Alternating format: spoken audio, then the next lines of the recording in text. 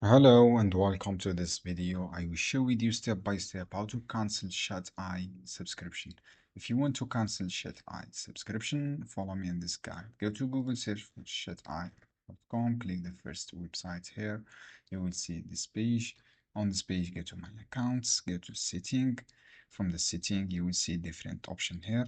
In this case, I have free plan. If you have a membership paid, go to subscription.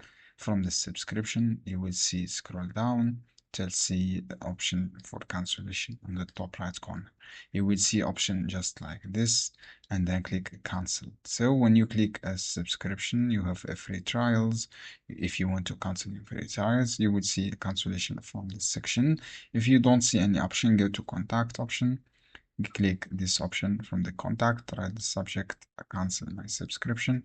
From the message, for example, write, I want to cancel my plan, and then write your email subscription, your name, your all details, and then click send a message. I think you will see subscription cancellation from this option.